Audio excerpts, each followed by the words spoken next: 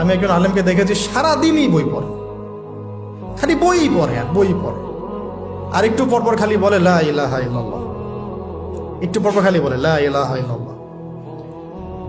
কথা বলেন মনে হচ্ছে যে মানে মুক্তা ঝরছে, এত গভীর কথা বলেন যেটা বুঝতে হলে অনেক জ্ঞানের প্রয়োজন হয়। যেই আসছেন তাকে সময় দিচ্ছেন, হাসছেন, হাসি মুখে কথা বলছেন। গায়ের জামা গেট আপ দেখে মনে হচ্ছে মসজিদে ঝাড়ু দেয় খাদেম আছে না, মনে হচ্ছে খাদেম। কেউ বিশ্বাসই করতে পারবে না যে ইনি হচ্ছেন বাংলাদেশের 1 নাম্বার মুহাদ্দিস। চেহারা দেখে বিশ্বাসই করতে পারবেন না। এরকমও মানুষ বাংলাদেশের মাটিতে আছেন। বইয়ের প্রতি মহব্বত রাখেন, আল্লাহ পাক আপনাকে দেখবেন অনেক বই জ্ঞান দিবেন ইনশাআল্লাহ।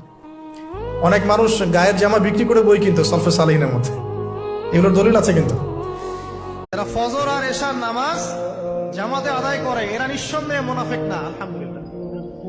কারণ আল্লাহ নবী বলেছেন, বলেন সাল্লাল্লাহু আলাইহি ওয়াসাল্লাম, মুনাফিকদের উপরে সবচেয়ে ভারী নামাজ হচ্ছে 2টা। কয়টা? এক হচ্ছে ফজর, আর একটা কি এশা। তো 5 ওয়াক্ত নামাজ গুরুত্ব দিব, সবচেয়ে বেশি গুরুত্ব দিবেন কিসে?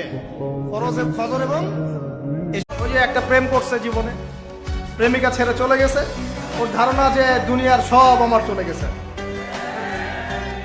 একটা মেয়ে, মেয়ের অভাব নাকি দুনিয়ায়? হ্যাঁ, মেয়ের অভাব মনে করেন। শেষ জামানায় একটা ছেলের ঘাড়ের মধ্যে 40টা মেয়ে থাকবে। আরে ভাই, 40টা বউ না, 40টা মেয়ে, মহিলা। আল্লাহ পাক অবাক হয়ে যান সেই যুবককে দেখে যার প্রবৃত্তির তাড়না নাই, সে আল্লাহর দ্বীনের পথে ছুটছে।